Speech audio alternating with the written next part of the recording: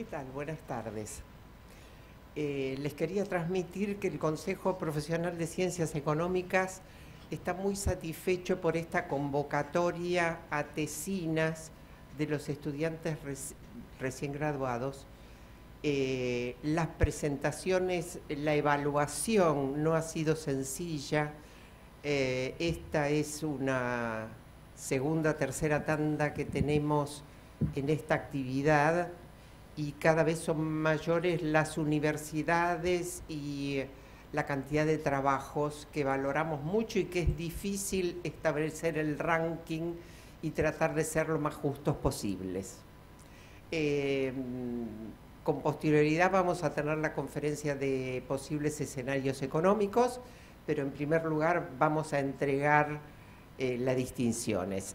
Se encuentra presente el doctor Luis María Ponce de León, economista, representante de los licenciados en Economía en mesa directiva en este momento, y yo soy Adriana Nuez, consejera titular en esta gestión. Así que vamos a empezar a darle las gracias a todos los favorecidos con el premio que hemos pensado para ustedes. Empezamos por las menciones especiales, que se trata de una beca para la realización de un curso en la DAC, la colocación de la tesina por medios electrónicos en la página web del Consejo, un voucher de 500 pesos para la compra de libros publicados por Edicom y la asistencia gratuita por un año a los congresos, simposios, seminarios, conferencias y jornadas organizadas por el Consejo que sea del interés de cada uno de ustedes. La mejor presentación práctica es para el doctor Cristian Amurri, y él ha trabajado sobre el tema el mercado de la carne bovina en Argentina, análisis macroeconómica de la actividad, y pertenece a la Universidad Nacional de Buenos Aires. Lo invitamos a que se presente. Él es un familiar que ha contribuido seguramente.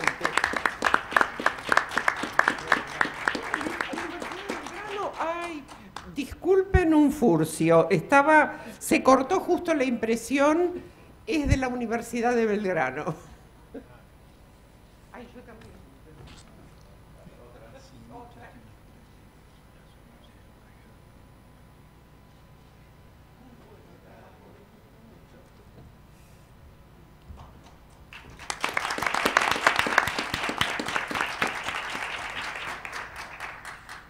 La segunda mención, como mejor presentación teórica, es para Daniela Florencia Goijaix, de la UBA, sobre el tema que nos interesó muchísimo también, y felicito el trato de este tema: brechas de género en el mercado laboral, efectos de la discriminación salarial sobre la pobreza y desigualdad.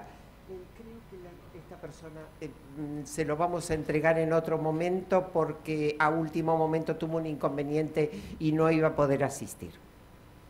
Pero muy interesante el tema. La presentación la mejor presentación es para Federico Daniel Glodowski, también de la UBA, no me estoy equivocando esta vez. La distribución de la tierra en el siglo XIX como determinante de la distribución del ingreso en el siglo XXI. Por favor.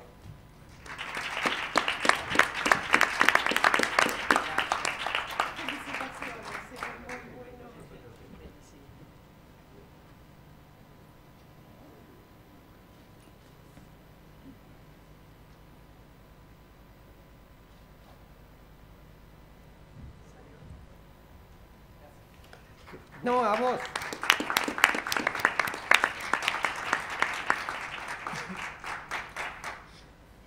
El tercer premio implica un diploma de honor y una medalla color bronce, una beca para la realización de un curso en la DAC, la colocación de la tesina por medios electrónicos en la página web del Consejo, un voucher de 500 pesos para la compra de libros publicados por Edicom y la asistencia gratuita por un año a los congresos, simposios, seminarios y jornadas organizadas por el Consejo que sean del interés del premiado.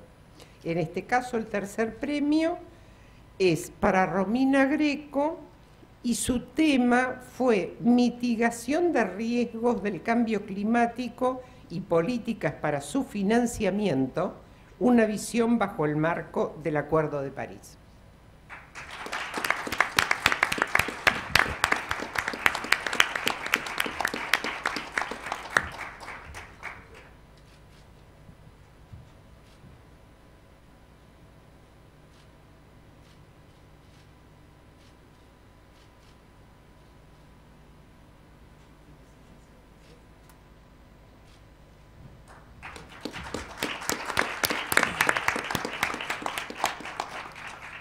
El segundo premio,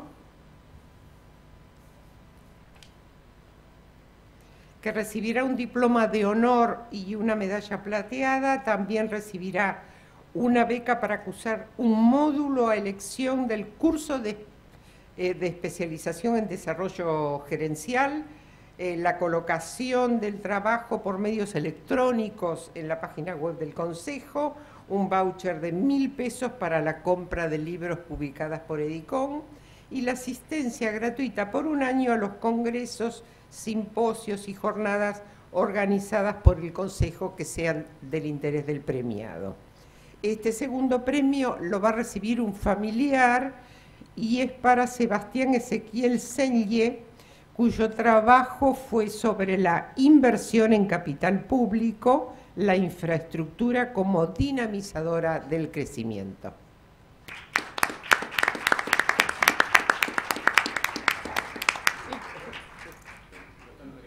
Bienvenido, sí, sí.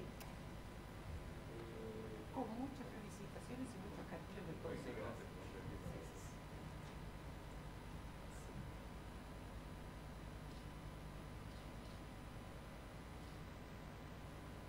Felicitaciones y que todo salga bien.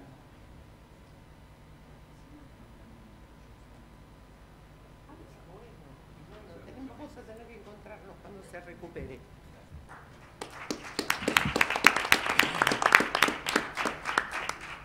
El primer premio consiste en un diploma de honor y una medalla dorada, una beca para participar de un curso de especialización a elección en la Dirección Académica del Conocimiento, la DAC, la publicación de una entrevista personal en la revista Consejo, la colocación de la tesina por medios electrónicos en la página web del Consejo, un voucher por 1.500 pesos para la compra de libros en la editorial Edicom y la asistencia gratuita por un año a todas las actividades de congresos, jornadas y conferencias organizados por el Consejo que sean del interés del premiado, que es Martín Carro, que ha trabajado sobre el rol de tipo de cambio para el desarrollo y la diversificación productiva, una investigación desde una mirada nacional.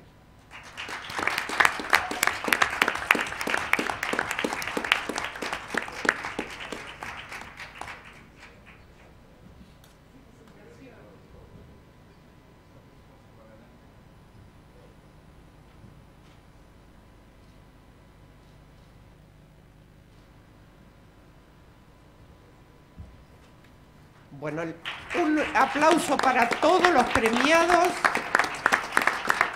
que han sido muy buenos trabajos y nos han dado mucho trabajo a nosotros para elegirlos. Muchas gracias.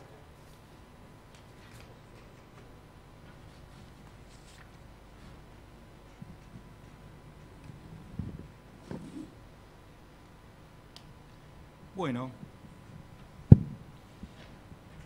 concluida la premiación, nos vamos a abocar a la segunda parte de este evento, que es la realización de una mesa redonda para discutir los posibles escenarios económicos de este año, para lo cual hemos convocado a 3 economistas, a los cuales agradezco en nombre del Consejo Profesional haber concurrido y su disponibilidad para estar con nosotros.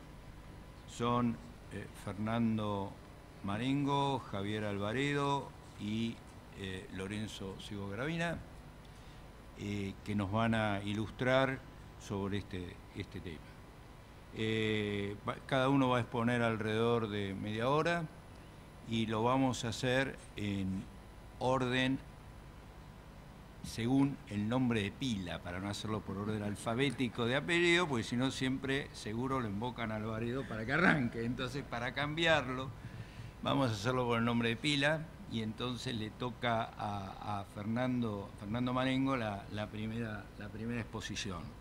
Fernando es asesor económico del financiero, es socio de Arriasum Macroanalistas, es licenciado en Economía por la Universidad de Tucumán y tiene una maestría en la Universidad de Itela. Fernando. Buenas tardes, gracias Alfredo por la presentación, gracias al Consejo por la invitación, felicitaciones a todos los premiados. Bueno, la charla es para ver escenarios posibles del corriente año. Creo que antes de empezar a hablar de posibles escenarios económicos del corriente año, vale la pena de invertir 2 minutos en entender de dónde venimos. Creo que se habló mucho del deterioro de la situación internacional que nos llevó a la situación actual, donde esta situación internacional uno la podría resumir básicamente que subió la tasa de interés internacional, una apreciación del dólar a nivel mundial, y el tercer punto, que hubo una baja en el precio de las materias primas. Ahora, este contexto internacional, yo creo que vale la pena compararle cómo le fue a Argentina respecto al resto de las economías emergentes para tener una idea de la magnitud del deterioro del contexto internacional. Esto es la evolución del tipo de cambio de economías emergentes en su conjunto, donde se ve que hubo alguna depreciación a partir de mediados del año 2008 y después tendió a estabilizarse. Esto es el tipo de cambio promedio de todas las economías emergentes. Y esta es la evolución del tipo de cambio en Argentina, ¿sí? Una depreciación del 50% o se duplicó el valor de la moneda en pocos meses.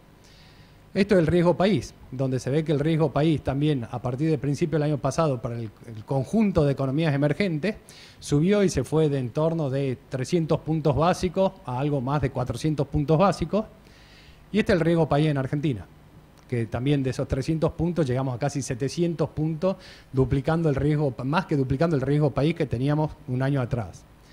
Y esto es el precio de acciones para el conjunto de economías emergentes, donde se ve que hubo una caída de casi 20-25% en el valor de las acciones en términos de dólares, y esto es la evolución de las acciones argentinas, donde la caída fue de casi 60% en términos de dólares. Entonces, ¿hubo un deterioro de la situación internacional? Sí, claramente hubo un deterioro de la situación de la economía internacional, pero cuando comparamos cómo le fue a Argentina respecto al promedio de las economías emergentes, claramente Argentina tuvo una performance sensiblemente peor al resto de las economías emergentes. Entonces creo que la primera pregunta que nos tenemos que hacer es por qué nosotros tendemos digamos, a profundizar los ciclos de la economía internacional. Y creo que para resumirlo en el último año vale la pena este gráfico. Este es el PBI de la Argentina en el año 2017, más o menos 640.000 millones de dólares. Y este es el nivel de gasto agregado de la economía, unos 670.000 millones de dólares. Entonces, ¿qué estamos viendo? Que como país gastábamos, consumíamos e invertíamos más de lo que producía el país. Entonces se nos generaba esta brecha, que es el área que está acá mostrada en rojo en el gráfico, donde esta brecha es lo que se llama el déficit en cuenta corriente, que era el año pasado en torno a unos 40.000 millones de dólares, casi 5 puntos del producto. ¿Qué quiere decir este déficit en cuenta corriente? Básicamente el déficit en cuenta corriente es la diferencia entre los ingresos y los gastos del país. E igual que pasa en nuestras casas, cuando yo quiero gastar más que mi ingreso, necesariamente necesito financiamiento. Si yo no tengo financiamiento para financiar esa diferencia entre el nivel de gasto y el nivel de ingreso, ese nivel de gasto es insostenible. ¿Y qué le pasó a Argentina el año pasado? A partir de abril del año pasado, por el contexto internacional, pero también combinado con decisiones de política y de política económica doméstica, hicieron que desapareciese el financiamiento para ese gasto adicional. Entonces, ¿qué enfrentó Argentina el año pasado? Lo que enfrentó Argentina el año pasado fue un corte al financiamiento externo, o sea, básicamente nos encontramos con la restricción presupuestaria, y esa restricción presupuestaria en el corto plazo no tenemos otra alternativa que bajar el nivel de gasto para llevándola al nivel de ingreso que tiene el país, porque es lo único financiable que tiene el país, vivir de acuerdo a su nivel de ingreso. Ahora, ¿cómo son los mecanismos de ajuste? Básicamente, cuando yo bajo el nivel de gasto, baja la demanda agregada. Cuando baja la demanda agregada, cae el PBI. ¿Por qué? Porque produzco, como me demandan menos domésticamente, cae el nivel de actividad económica.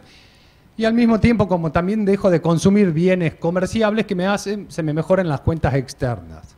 Entonces, ¿qué es lo que hay que tratar de lograr en el corto plazo? Lo primero que hay que tratar de lograr en el corto plazo es financiamiento. ¿Para qué? Para que ese financiamiento que logramos, que perdimos del resto del mundo, lograr compensarlo de alguna forma con otra fuente de financiamiento.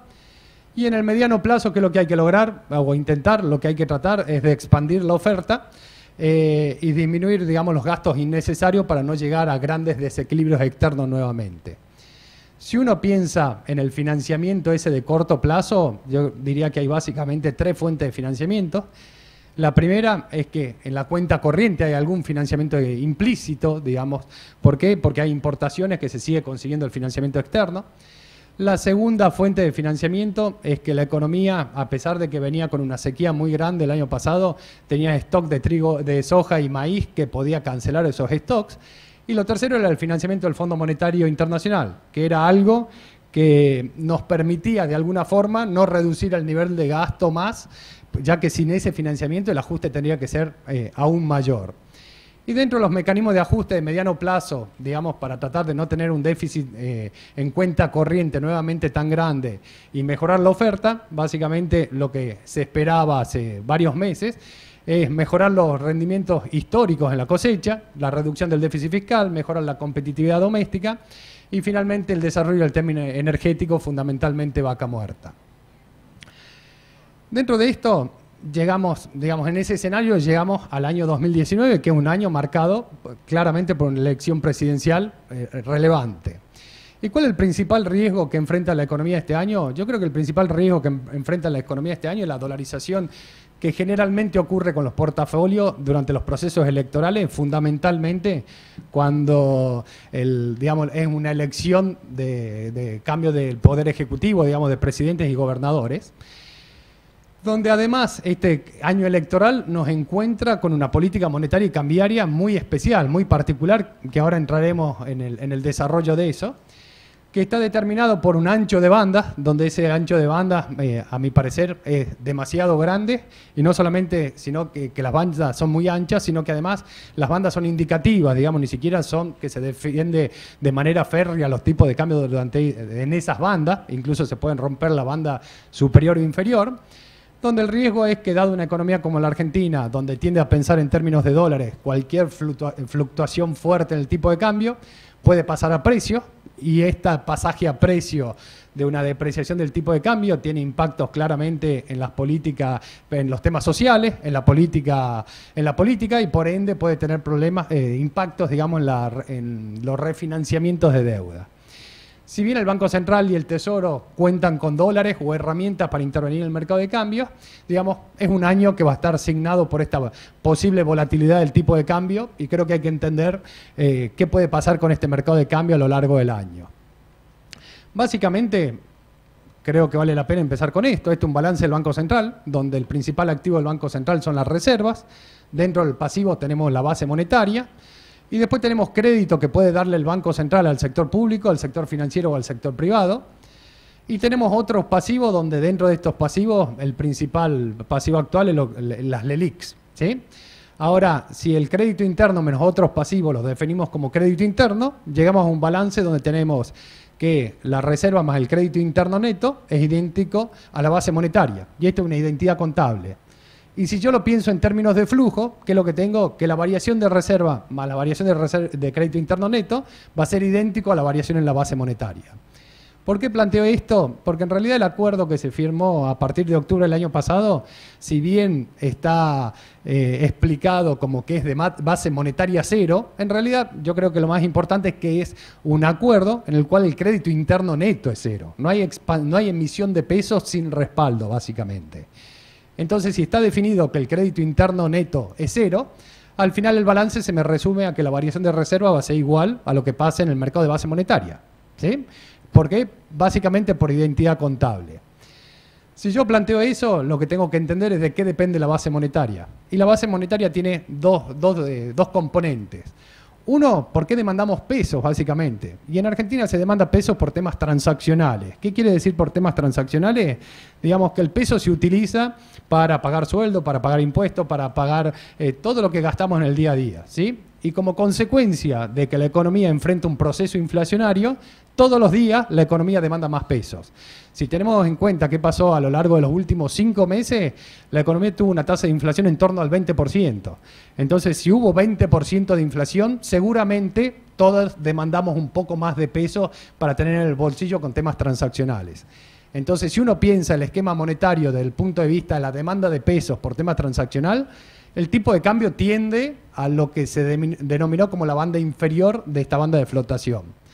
Ahora hay otro componente en la demanda de base monetaria que está más relacionado con la función de ahorro, que es que si yo veo que por quedarme en pesos puedo ganar en términos de dólares, o que la tasa de retorno en términos de dólares es positiva, ¿qué hago? Voy a demandar pesos, ¿sí? Si yo veo que es negativa, ¿qué hago? Dolarizo los portafolios. Estas son las dos bandas, estas son las zonas de no intervención, y las zonas de intervención, y en el medio hay una zona de no intervención, donde básicamente el Banco Central está restringido o está imposibilitado de operar en el mercado spot. Y esta es la evolución del tipo de cambio, donde vemos que originalmente empezó en el centro de la banda, tendió a la banda inferior, después tuvo alguna volatilidad, pero si vemos incluso hasta el cierre de hoy del mercado de cambio, el tipo de cambio tiende a la banda inferior. ¿Y esto por qué se explica? Básicamente por el componente transaccional de la base monetaria. Como todos demandamos pesos por temas transaccionales y la economía enfrenta un fuerte proceso inflacionario, cada vez necesitamos tener más peso en el bolsillo. Y esos pesos, como no me lo da el Banco Central, la única forma de conseguirlos es vendiendo dólares y o reduciendo consumo. Entonces esto explica la tendencia a la apreciación del tipo de cambio y el impacto en actividad económica. Ahora, el segundo componente, que es el especulativo o el de atesoramiento, bueno, va a depender de las expectativas de la evolución del tipo de cambio, si me quedo con los pesos o no me quedo con los pesos. Cuando hay algún riesgo, el mercado percibe algún riesgo a la depreciación del tipo de cambio, ¿qué es lo que hacen? Salen rápidamente a deshacerse de los pesos y comprar dólares, y eso es lo que vemos, los picos que hubo desde la implementación del esquema el 1 de octubre y que actualmente sigue vigente. Para entender, a ver, dentro de este mercado, ¿qué puede pasar con el tipo de cambio? Tenemos que ver quiénes son los oferentes de dólares y quiénes son los demandantes. Y el principal oferente de dólar en el mercado de cambio debería ser el Banco Central, pero dentro de la zona de no intervención no puede vender. ¿Qué puede hacer? Puede vender contratos de futuro. Lo segundo que puede hacer es mover la tasa de interés, subir la tasa de interés para que sea aumentar el apetito por quedarse con pesos. Lo tercero que hay es que el gobierno, el Tesoro, que es independiente del Banco Central, tiene dólares y puede vender esos dólares en el mercado de cambio. Lo cuarto es que tenemos una cuenta corriente en base caja superavitaria, a diferencia de lo que mostraba al principio, que la economía consumía más, en el año 2017 consumía más de lo que generaba y esto provocaba un déficit en cuenta corriente. Actualmente la cuenta corriente en base caja es superavitaria. Ahora, ¿cuáles son los demandantes posibles? Los demandantes posibles es primero que justamente ese exportador que me genera el superávit en cuenta corriente puede vender los dólares e inmediatamente ir por cuenta capital y demandarme esos dólares para atesoramiento. Y lo segundo es que hay una probabilidad, existe la posibilidad de dolarización de portafolio, que hay pesos dando vuelta en la economía y que por algún evento estos pesos se vuelquen al mercado de cambios. Rápidamente, esto es lo que puede generar el Banco Central en el mercado de futuros. Actualmente tiene una posición casi neutra. Si uno se fija, a fin de marzo el Banco Central podría vender hasta unos 2.600 millones de dólares en el mercado de futuros. Digamos, ¿es suficiente para una corrida sistémica o terminal? No, pero sí para abastecer día a día parte de los dólares que puede demandar la economía pueden servir en el corto plazo. Lo segundo, esto es la tasa Badlar, digamos la tasa que pagan los bancos por colocaciones a 30 días de plazo fijo. Esto es la evolución del tipo de cambio. Toda vez que yo veo que la tasa de depreciación del tipo de cambio le gana a la tasa de interés que yo gano por colocaciones en pesos, se profundizan los procesos de dolarización de portafolio. Entonces, ¿cuál sería algo deseable? Bajar la volatilidad de la línea azul, o sea, bajar la volatilidad en la tasa de depreciación del tipo de cambio. ¿Para qué? Para que los tenedores de pesos tengan apetito a quedarse en peso y no a dolarizar los portafolios. Lo tercero, esto es la evolución de caja mes a mes del gobierno, del Banco Central. Fíjense que a partir del mes de junio, julio, el gobierno empieza a tener necesidad de pesos, pero que todos los meses le sobran dólares. Entonces, ¿qué me dice esto? Que a partir del mes de junio, julio, el Tesoro indefectiblemente tiene la necesidad de vender dólares para hacerse de pesos, para cubrir sus necesidades de financiamiento en pesos. Y finalmente tenemos la evolución de la cuenta corriente, donde si uno se fija, empezamos a ver una reversión al final de la serie de qué le pasó a la cuenta corriente, pero si a esta cuenta corriente la ajustamos por qué es lo que pasa efectivamente en el mercado de cambio, lo vemos en términos de caja, vemos que el ajuste en la cuenta corriente es mucho más grande, y que si vemos solamente las operaciones del sector privado, la cuenta corriente en base caja del sector privado está en superávit. Y ese superávit va a seguir creciendo a lo largo del tiempo. Entonces, ¿esto qué me va a generar? Me va a generar una oferta de divisas adicional. ¿Por qué? Porque se espera una cosecha agropecuaria que va a ser récord histórica y esto va a generar excedentes de caja en el sector agropecuario, que dado que venimos de un año de sequía y en ese año de sequía, digamos, no pudieron cumplir todos sus compromisos y seguramente tienen deudas que vencen junto con la cosecha actual, tendrán que vender parte de esa cosecha para hacer frente a las necesidades de caja. Ahora el tema es cómo hago para que una vez que paguen esas deudas no se me vayan de nuevo por el mercado de cambio, sino que queden dentro de la economía. Ahora, ¿cuáles son los riesgos que enfrenta la economía? Si bien la cuenta corriente cambiaria es superavitaria, si nos vemos qué pasa en la cuenta capital en base cajas, bueno, se me siguen yendo dólares por la cuenta capital. Y este es el gran desafío que tenemos. Es cómo hacer como país para que no siga ese proceso de dolarización de portafolios.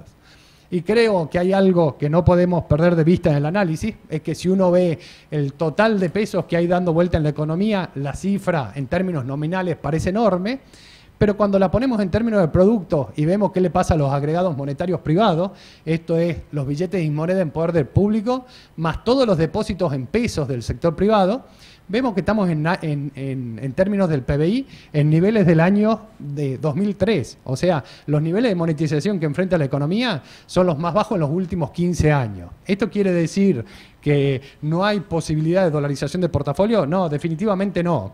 Pero lo que sí está marcando es que el sistema financiero argentino es un sistema financiero transaccional y que actualmente está en los niveles más bajos de los últimos 15 años. O sea, ¿puede haber alguna dolarización de portafolio? Sí, definitivamente siempre hay algo por dolarizar, pero cuando uno dice los años electorales siempre hay dolarización de portafolio, no podemos perder de vista que el año pasado la economía enfrentó una dolarización de casi 25.000 millones de dólares de portafolio. O sea que parte de ese proceso ya se adelantó al año pasado.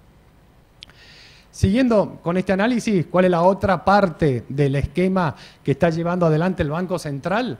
Es tratar de que no haya pesos en la economía. Entonces, esto era la meta de base monetaria que había implementado oportunamente el Banco Central. Acá está hasta el mes de marzo, ajustado, digamos, por las intervenciones que hizo en el mercado de cambio. Esto es lo que ocurrió efectivamente día a día con la base monetaria y esto con los promedios. Entonces, ¿qué estamos viendo acá? Y básicamente que a partir del mes de febrero el Banco Central lo que llama sobrecumplió la meta de base. Dijo que iba a expandir cero la base monetaria y en realidad la está contrayendo en términos nominales. Donde de nuevo tengamos presente que la está contrayendo a la base, está sacando peso de la economía en un contexto inflacionario. Entonces cada vez tenemos menos peso para cumplir las necesidades transaccionales para las cuales se demandan los pesos. Y esto, en la última área que aparece ahí rayada, es el sobrecumplimiento de febrero y que la semana pasada se anunció como que va a ser un sobrecumplimiento permanente. Para tener una idea de qué es lo que se anunció la semana pasada. Si se sigue el programa hasta fin de año, la base monetaria en diciembre va a tener el mismo nivel de diciembre del año pasado, con una inflación que estará en torno al 30%.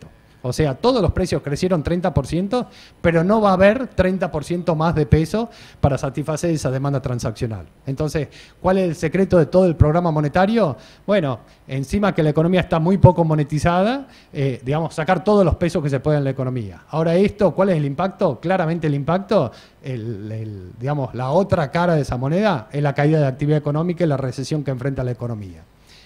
¿Cómo se hace esto? Bueno, vía tasa de interés. Fíjense, esto es la tasa del ELIC que venía cayendo, había caído más de 10 puntos hasta el último salto cambiario, donde el Banco Central que hizo empezó nuevamente a subir la tasa de interés. ¿Para qué? Para sacar pesos a un ritmo más fuerte de lo que venía haciendo. ¿Para qué? Para que de nuevo tratar de estabilizar el tipo de cambio y sacarle la volatilidad a este tipo de cambio.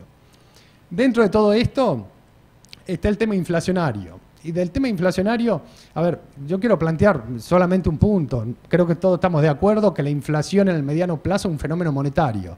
Pero de corto plazo, si uno ve el índice de precio, el índice de precio está compuesto por bienes exportables, bienes importables y bienes no transables.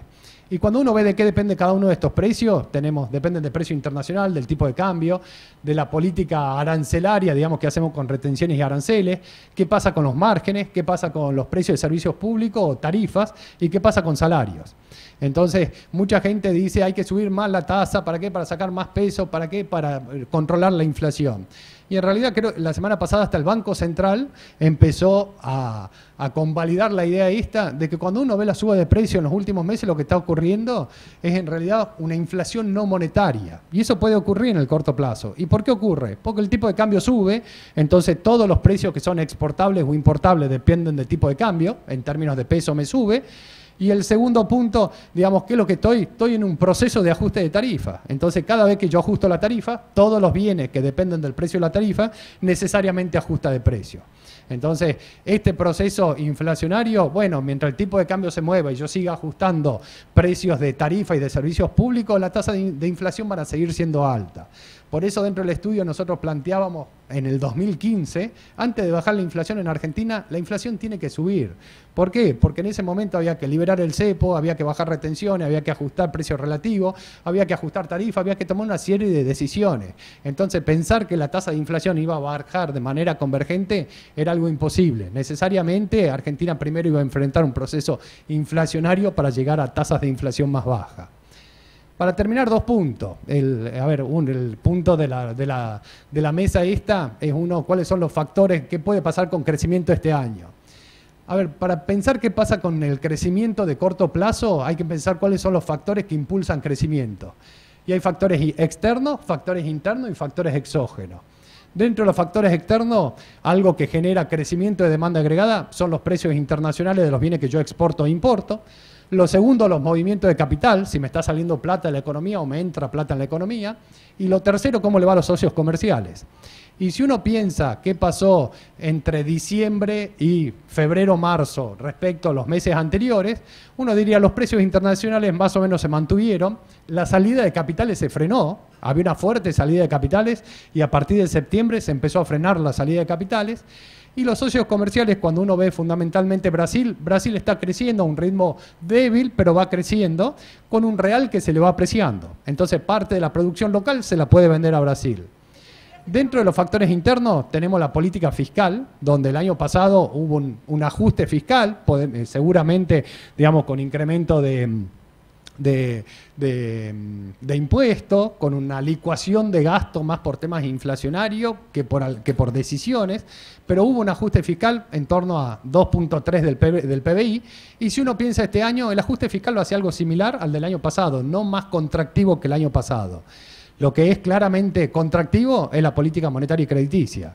Si uno piensa que el 60% de los depósitos del sistema financiero están prestados al Banco Central, bueno, cada peso que está dando vuelta, los bancos lo toman y ¿qué hacen? Se lo prestan al Banco Central. Claramente el sistema financiero está siendo contractivo. Ahora, si vemos el último punto, el factor exógeno clima, estamos con una cosecha récord por delante. Entonces, si uno piensa que estamos con una cosecha récord, que Brasil le está yendo relativamente mejor, que el impulso fiscal va a ser al final del día entre neutro y un poquito expansivo respecto al año pasado. La política monetaria claramente contractiva, pero combinamos todo esto, y se frenó la fuerte salida de capitales, uno piensa que la economía tendió a estabilizarse. Ahora este tendió a estabilizarse, hay que pensar que la economía es un clavadista que se metió dentro de la pileta, está bajo el agua, y bajo el agua empezó a cambiar la tendencia, pero seguimos bajo el agua. La primera buena noticia es que parece que tendió a estabilizarse, pero seguimos bajo el agua. Ahora, si pensamos en el primer cuadro, es imposible pensar que el nivel de actividad vuelva a ser el mismo de hace un año atrás. ¿Por qué? Porque para tener el nivel de actividad que teníamos un año atrás, necesitábamos el financiamiento del resto del mundo de 5 puntos del producto. Y el mundo no está dispuesto a prestarnos eso. Entonces, en el margen, la economía puede ir mejorando en sectores puntuales, pero no tenemos que pensar que vamos a volver a niveles de actividad de un año atrás. Para terminar, esto es el corto plazo, pero estamos hablando todo de un proceso de recuperación en el margen. ¿El desafío de Argentina cuál es? El desafío de Argentina no es crecer este año. El desafío de Argentina es crecer este año y crecer el año que viene y el siguiente y por los próximos 20 años seguidos. ¿Por qué? A ver, para que tengan una idea, esto es de 1870 al año 2015. ¿Qué le pasó al PBI per cápita de Argentina respecto al resto del mundo?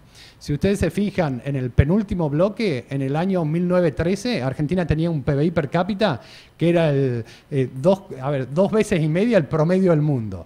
Y en el año 2015, ese PBI estaba 20% por arriba del promedio mundial. O sea, ¿qué hicimos? Claramente hicimos muchas cosas mal, si no todo en los últimos 100 años.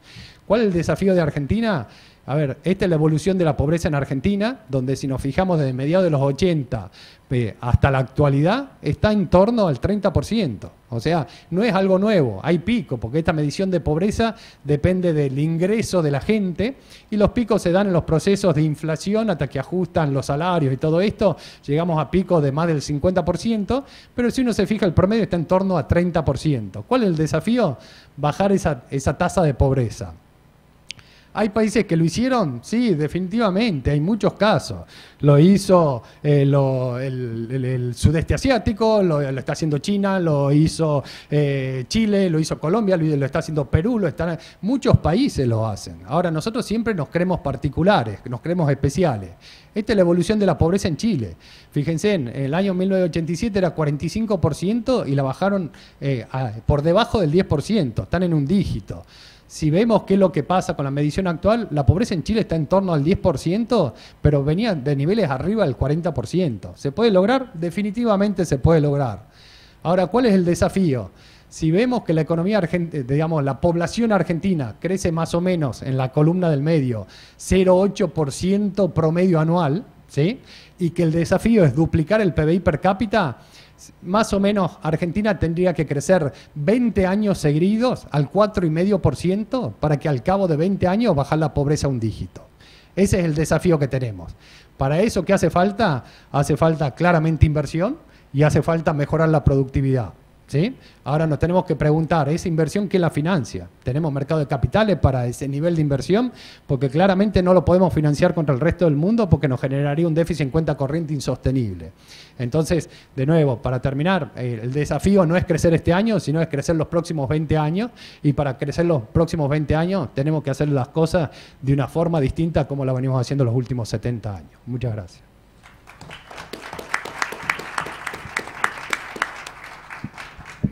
Gracias, Fernando. Omití decir que las preguntas las vamos a contestar todas al final, van a venir por escrito, por favor, así que vayan pensándolas y anotándolas. Javier Alvaredo es economista de la UBA, máster en políticas públicas de la DITELA y asuntos internacionales de la Universidad de Columbia, es socio fundador de la consultora ACM. Fue jefe de asesores del Ministerio de Economía, economista jefe de la Secretaría de Finanzas y tiene un extenso currículum que voy a omitir en homenaje a la brevedad. Javier, todo tuyo. Bueno, buenas tardes. Gracias por la invitación. Felicitaciones también acá a los premiados, que es el motivo en definitiva de por qué estamos acá. La presentación no va a ser tan extensiva como la de Fernando. Me parece que me alegro bastante de haberlo continuado a él en la exposición, en el sentido que él pudo plantear un poco los determinantes de los escenarios desde el punto de vista estrictamente macroeconómico que uno puede esperar. Me parece de todas maneras que hay un par de cuestiones que por la naturaleza electoral del año cobran una mayor relevancia, y digo, y este año también tenemos un actor que en los ciclos políticos de Argentina ha tenido un rol generalmente negativo, que es el Fondo Monetario, ¿no?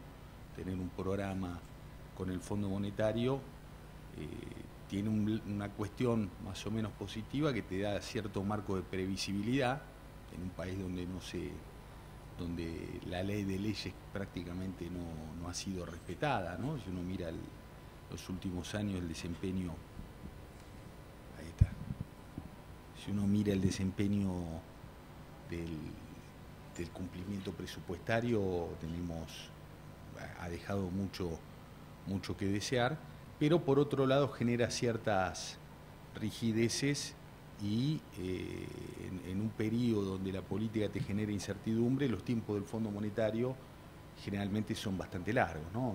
Digamos, para poner un ejemplo, entre que se anunció el primer programa del fondo, que a los 2 días de ser anunciado en la profesión estaba visto como que era incumplible prácticamente, un programa de ayuda financiera que incrementaba los requerimientos del Tesoro en 12.500 millones de dólares.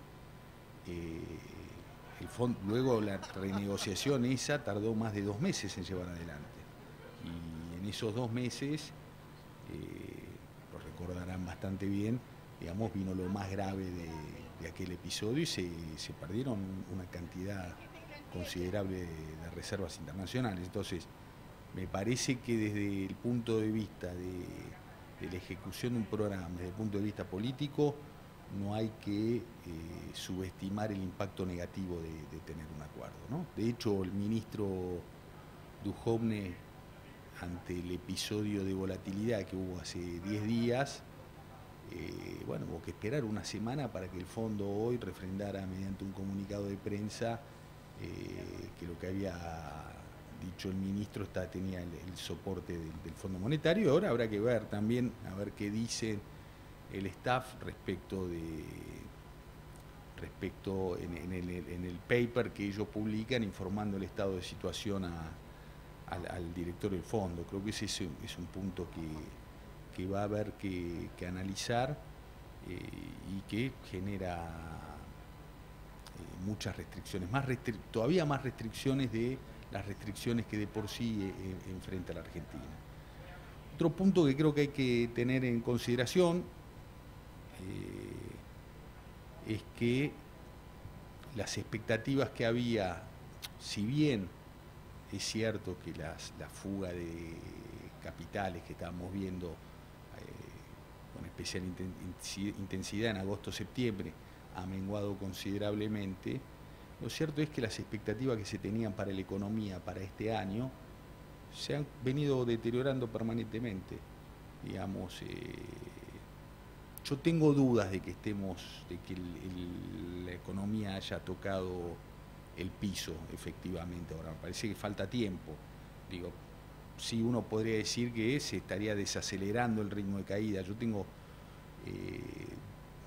a mí los indicadores que uno dispone hoy no me permiten aseverar como algunas autoridades de que la recesión quedó atrás, sobre todo cuando esa frase generalmente trae mala suerte, ¿no? Porque no termina quedando atrás.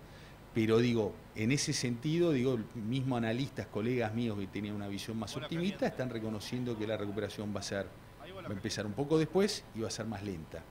Entonces, en ese sentido, yo creo que acá hay una recurrencia entre lo económico, las expectativas y lo político que terminan generando un círculo vicioso. Acá claramente, después me voy a referir un poco a la grieta.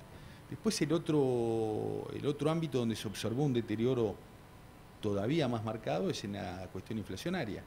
Y acá, Fernando lo acaba de explicar recién, hay diversas cuestiones que explican el comportamiento del índice de precios en el corto plazo. Y claramente uno ve, para decirlo, el Fondo Monetario cuando diseñó este programa su modelo le daba que la inflación de este año iba a ser del 20%. Y a las autoridades económicas les daba que iba a ser, cuando mandaron el proyecto de presupuesto, no me acuerdo bien si 24, una cosa así. Hoy la verdad que, pensando que los primeros 4 meses te va a cantar una inflación parecida al 17%, pensar en una inflación menor al 30% es directamente tener un nivel de optimismo grande. Y ahí hay factores, los que mencionó Fernando, y también puede ser que la devaluación del año pasado todavía no haya terminado de trasladarse a los precios. Entonces son todas cuestiones que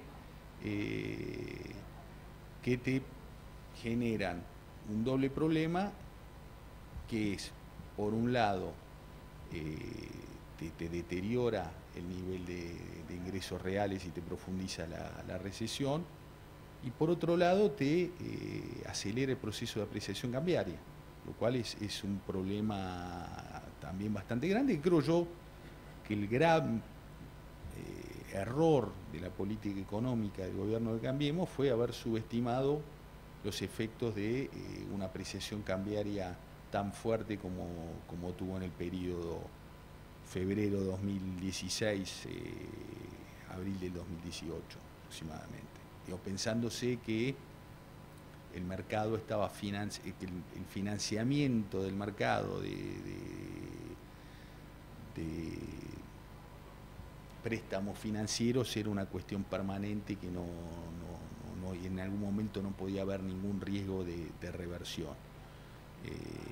Entonces, tenemos la cuestión inflacionaria que no se ve. Nosotros en el estudio estamos estimando 34%, y la verdad que con la sensación de estar corriendo la de atrás.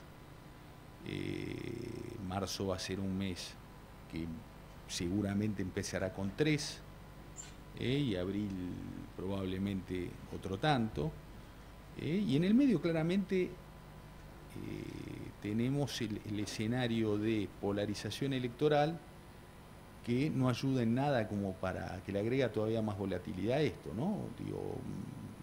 Aparentemente están surgiendo alguna posibilidad de que eso pueda modificarse desde lo político, pero la polarización Cambiemos Cristina Kirchner, la verdad que genera todo lo contrario a lo que una economía necesita para poder desarrollarse normalmente, que es algún grado de previsibilidad. Y acá, bueno, digamos, a los dos coaliciones políticas que se alimentan de la polarización les sirve, porque les genera una posibilidad de lograr un voto útil, un voto estratégico que les incrementa sus chances electorales, pero al mismo tiempo para lo que es la economía y las expectativas genera todo lo contrario que uno necesita, ¿no? Y cuando me parece que parte del episodio de volatilidad que ocurrió unos días atrás se originó en que la imagen del gobierno de Mauricio Macri sufrió un deterioro en enero bastante fuerte. O sea, ahí también parecía que en noviembre se había encontrado un piso el nivel de aprobación del gobierno, en diciembre había pegado algún salto, los analistas políticos se lo asignaban a cuestiones como el G20 o haber dominado el dólar. En enero esa ganancia se deterioró. Y después tenemos la cuestión política, claramente va a generar ruido, y va a generar ruido también con todavía fondos de extranjeros en el mercado local, sigue habiendo, y eso, cualquier escenario para estos inversores que no sea un triunfo de Mauricio Macri en las elecciones que viene, va a ser un escenario negativo que va a generar una salida de esos posicionamientos, ¿no? Entonces ahí tenemos otra fuente creo yo, de volatilidad. Y después tenemos la otra cuestión, ¿no? Fernando mencionó el ancho de las bandas. Yo creo que hay, no sé, Lorenzo que dirá, pero creo que hay bastante consenso en la profesión de que ese sistema de bandas tiene dos problemas. Uno es el ancho de las bandas. Digamos, en un país como la Argentina, generar una zona donde el Banco Central está totalmente restringido, que tiene un ancho de 30%, o sea, imagínense, el gobierno se puso nervioso con el dólar a 42, imagínense cómo se hubiera puesto la gente con el dólar a 50 pesos, que era a donde podía ir, y que una vez que vos llegás a ese nivel tampoco es mucho lo que pueda hacer el Banco Central, porque el nivel de reservas netas del Banco Central es claramente insuficiente. Digamos, si hay algo que no mejoró para nada en estos últimos meses ha sido el balance, la hoja de balance del Banco Central no ha mostrado mejoría alguna como para poder hacer frente a otro conato de salida. Si bien es cierto, coincido con Fernando, en que parte de la dolarización de portafolio ocurrió el año pasado, yo creo que el arsenal de que dispone el Banco Central es muy pequeño, digamos, como para poder hacer frente. De ahí que el gobierno haya anunciado que iba a vender 9.600 millones de dólares del fondo, cuando la verdad la necesidad esa de pesos no estaría... El ministro, lo anunció que a partir de mediados de abril, cuando de acuerdo a las proyecciones que manejamos nosotros en estudio, hasta junio no hay ninguna necesidad de vender, de financiarse, de cubrir requerimientos financieros en pesos mediante la venta de dólares. Entonces vos ahí te estás dando cuenta que hay una contradicción en el programa. Por un lado tenés un gobierno o autoridades o el mercado preocupado por la volatilidad cambiaria, y al mismo tiempo tenés una zona de intervención de no intervención de 30%, donde la volatilidad puede ser absoluta. Entonces ahí hay un problema. Después el otro problema yo creo que hubo fue que, además del ancho, es el piso de la banda. Y estos son números del Fondo Monetario. El Fondo Monetario en diciembre del 2017 estimó que el tipo de cambio en Argentina estaba aproximadamente 22% atrasado. Si uno mira ese índice de tipo de cambio real multilateral, la evolución de ese índice entre hoy y diciembre del 2017, tenemos que se corrigió en casi 35%. O sea que está más o menos 12% arriba del nivel que el fondo creía que debía llegar. Pero en el interín ese se han quitado reintegros a la exportación y se han reimplementado las retenciones a las exportaciones, que se han generalizado, por otro lado, en sectores que no lo estaban sufriendo. Entonces, el nivel de tipo de cambio efectivo que hoy tiene la economía no está muy lejos del nivel de tipo de cambio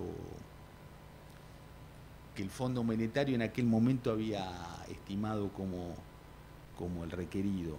Entonces, tenemos una situación que desde el punto de vista cambiario, como al tipo de cambio no le sobra nada, prácticamente nada, o sea, si uno supone que el tipo de cambio permanece relativamente estable o moviéndose cerca al ritmo estipulado en las bandas estas, en el límite inferior, uno puede pensar que cuando estemos en la parte más intensa de la campaña electoral, el tipo de cambio esté atrasándose.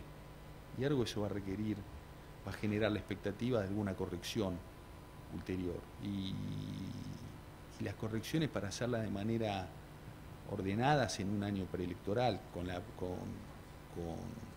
la grieta en el medio, me parece que ese es un riesgo importante. Entonces, por ese lado me parece que...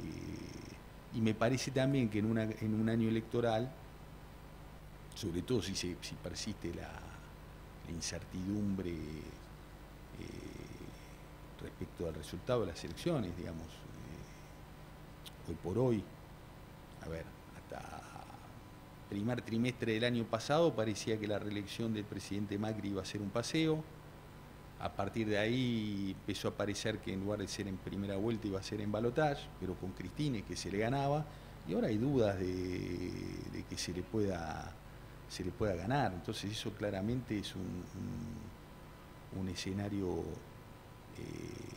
bastante negativo, y el tema inflacionario en la Argentina va a requerir todo lo contrario de lo que representa la grieta.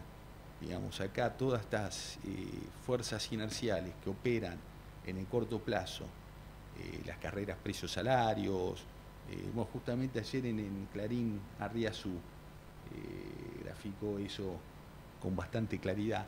Eso no se puede frenar si no hay un acuerdo, un consenso más generalizado, llamémosle acuerdo nacional, la Moncloa Argentina, y eso justamente es lo opuesto a la grieta, porque si no, en el medio de las pujas esas distributivas, la inflación muy difícilmente tiende a bajar, y si sube la inflación vos vas a tener el otro impacto en el tipo de cambio, que es el otro componente que está dominando el escenario desde la devaluación del 100% del año pasado. Y después tenemos el tema del nivel de actividad. Yo cuando miro, a ver, si uno mira por el lado de la demanda, cómo puede evolucionar el nivel de actividad, uno ve la inversión claramente deteriorándose, en parte también por el programa de ajuste del gobierno, que ha cortado la obra pública de una manera muy significativa, que era por otro lado uno de los pilares por ahí por donde se iba a mover la inversión. También tenemos el tema de los PPP, que la situación financiera los ha hecho prácticamente inviables, y luego tenemos, cuando uno mira la capacidad ociosa de la industria, uno ve niveles importantes, que son una buena noticia en el sentido de si se puede ordenar la cuestión política y se lograra poner un esquema diferente en lo macroeconómico, te daría margen para crecer bastante rápido, pero hoy por hoy, en términos de nivel de inversión, uno muy difícilmente puede ver que esa variable deje de caer. Tenés algunos sectores puntuales, sí, como Vaca Muerta. Me parece que el tema electoral fue una buena noticia, lo del triunfo de la reelección de gobernador de Neuquén, pero lo electoral también va a tener un impacto de muchas dudas. Después tenemos el otro componente, el gran componente, ese consumo. Y por ese lado, la verdad que yo no veo que haya mucho margen como para que haya una recuperación de salarios reales importante, al menos como algunos colegas expresan de que va a haber una recuperación importante. Yo francamente no lo veo, por una razón sencilla. Las empresas muchas empresas muy difícilmente puedan hacer frente a una recomposición salarial que permita recuperar parte del poder adquisitivo que se perdió el año pasado. Después tenemos otro tema que es todavía más acuciante, que es el nivel el desempleo. Nivel de desempleo cuando ya estamos en niveles de 2 dígitos y con una situación de franco deterioro, ¿no? Y después hay otro costo. Acá me olvidé de mencionar otro de los costos que también te pega en el tema inflacionario, es el costo financiero. Nosotros estamos enfrentando, ya va a ser un año el mes que viene, que estamos enfrentando tasas de interés en términos reales superiores al 10% y en algunos momentos que llegan a ser de 40%. Entonces, si bien el crédito en la Argentina es pequeño, las empresas están afectadas por ese nivel, el nivel de la tasa de interés real. Y eso es parte de los costos de las empresas. Entonces yo por ese lado tampoco veo mucho margen. Uno puede decir, bueno, vas a sustituir importaciones. Y la verdad es que el nivel de competitividad de la economía argentina en algunos sectores es tan baja que tampoco uno puede pensar que aún uno pueda tener un mayor nivel de actividad interna vía algún tipo de sustitución de importaciones. Y después tenés el tema de las exportaciones, donde sí va a haber un incremento, pero por un factor exógeno, que es que es por la cosecha, por la mejor cosecha, y más si se la compara con la del año pasado. Pero después hay otros sectores que, a ver, la agregación de valor en la cadena agroindustrial se está deteriorando este año, básicamente por el aumento, la quita de reintegros y la suba de retenciones a las harinas, a los aceites. Entonces es muy difícil ver los motores que puedan llevar a una recuperación que pueda ser percibida por la población. Y finalmente, me parece que también producto de la grieta, todas estas negociaciones que van a ser muy difíciles de llevarse a cabo por el tema de las posibilidades que enfrenten los diferentes sectores que se tienen que sentar a la mesa, va a estar exacerbada también por el tema preelectoral. Y después hay otro tema que estábamos hablando en la mesa antes de sentarnos acá, que Lorenzo puntualizó. Bueno, uno tiene el sesgo del tipo de cambio. Entonces, yo vine de vacaciones ayer, qué sé yo, estaba preocupado por los dólares que me estaba gastando. Y que inconscientemente, fuera de broma, me vine con, está más tranquilo. Y Lorenzo puntualizó, no, mira, subió 10 puntos porcentuales la tasa de interés, tan tranquilo, esto no está. Bueno, y lo que uno pierde de vista es que aún con este nivel de tasas, tampoco se puede garantizar que no haya una corrida, simplemente por una cuestión. El tipo de cambio la semana que pasó, la anterior, se había llegado a depreciar 4%, 5% en una semana. Bueno, eso es una tasa, si uno anualiza la tasa esa, es infinita. Entonces no hay como instrumento para frenar eso. La tasa de interés es prácticamente estéril, pero al mismo tiempo, como señal, si vos tenés un deterioro inflacionario, no podés dejar de subir la tasa de interés en esta búsqueda de reconstrucción de... ¿Qué se siente una charla de contabilidad con tanta gente? ¿Cómo se llama? Sacar una foto. Bancos de la reputación del Banco Central como halcón antiinflacionario. Entonces estamos en otra trampa que en términos de el desafío de mediano plazo es muy complicado, porque estamos enfrentando tasas de interés real imposible de sostener desde el mundo productivo, que genera cierre de empresas. Eso es una destrucción de capital social que se pierde. O sea, una empresa, una fábrica que cierra, una pyme que cierra, no abre nunca más. Es así de simple. O sea, para cerrar la decisión de cerrar una firma es una decisión absolutamente extrema, de una inviabilidad total, cuando por otro lado en la Argentina no hay un marco jurídico como el americano que permite transitar rápidamente en un acuerdo con los acreedores. Entonces se va destruyendo un nivel de capital que va a ser muy difícil de recuperar en el futuro. Entonces eso va a quitar un poco de margen como para una recuperación, suponiendo que podés ordenar la situación.